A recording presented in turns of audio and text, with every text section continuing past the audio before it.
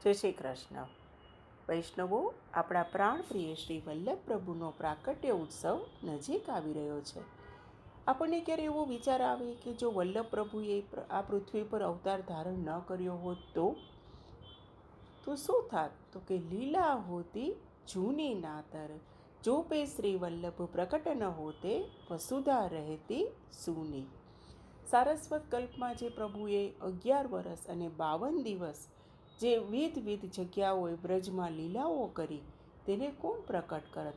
બ્રજના જે અલગ અલગ સ્થાનો હતા તેને કોણ પ્રકટ કરત? શ્રી મહાપ્રભુજીએ બ્રજના વિવિધ સ્થાનોને પ્રકટ કર્યા હતા. અને જો બીજી રીતે જોઈએ તો શ્રી વલ્લભ અને જે પુષ્ટિમાર્ગ એક સિક્કાની બે બાજુ છે. મહાપ્રભુજી વગર પુષ્ટિમાર્ગની સ્થાપના કોણ કરત? પુષ્ટિમાર્ગની સ્થાપના આપણા શ્રી પ્રાણપ્રિય વલ્લભ પ્રભુએ કરી હતી. હવેલીમાં અને મંદિરોમાં જે પ્રભુ સર્વોદ્ધારક તરીકે બિરાજે છે, એકમાત્ર એવા જે આચાર્ય છે મહાપ્રભુજી, કે જેમને ઘરને વ્રજ બનાવી અને વૈષ્ણવોના મસ્તક ઉપર પ્રભુને પધરાવી આપ્યા હતા. અને સેવા રીત પ્રિયત વ્રજ જનકી જનહિત જન પ્રકટાઈ, કે જે રીતે વ્રજ ભક્તોએ સેવા કરી પ્રભુને લાડ લડાવ્યા, તે રીતે જ તમે પ્રભુની સેવા કરો, લાડ લડાવો અને સ્નેહ કરો. એવી રીતે મહાપ્રભુજીએ લોકોને સમજાવ્યું હતું.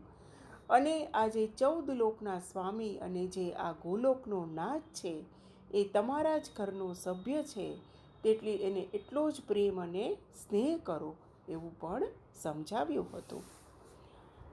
રતિપથ પ્રકટ કરન કો પ્રકટે, કરુણાનિધિ શ્રી વલ્લભ પ્રભુ.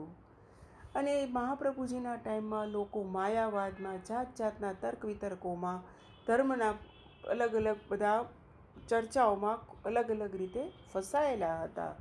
સ્ત્રી શુદ્રાદ્યુ ધૃતિક્ષમ, એટલે કે સ્ત્રી શુદ્રોને કોઈને સેવા કરવાનો હક નહોતો, તો સ્ત્રીઓને પણ સેવા કરવાનો હક શ્રી મહાપ્રભુજીએ અપાવ્યો હતો. એવી ઘણી દુર્ગમ જગ્યાઓ છે કે જ્યાં આજે આપણે વાહન સાથે જઈએ તો પણ મુશ્કેલી પડે છે. એવી જગ્યાએ મહાપ્રભુજીએ ખુલ્લા ચરણારવિંદે બે વાર પૃથ્વીની પરિક્રમા કરી હતી. અને તેમની સાથે કૃષ્ણદાસ મેઘન, માધવદાસ કાશ્મીરી, દામોદરદાસ હરસાણી સદા તેમની યાત્રામાં સાથે રહેતા હતા. અને મસ્તક ઉપર પ્રભુને પધરાવી અને મહાપ્રભુજીએ પરિક્રમા પૃથ્વીની કરી હતી. મહાપ્રભુજી 84 સેવકો હતા, જ્યારે ગુસાઈજીના 252 સેવકો હતા, એટલે કે વૈષ્ણવો હતા.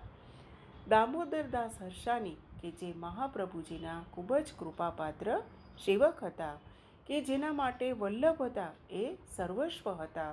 તેમનું ઘર બાર, સંપત્તિ, સગા સંબંધી બધું છોડી અને વલ્લભની સાથે જીવન પર્યંત રહ્યા હતા. અને બંને એકબીજા વગર અધૂરા હતા.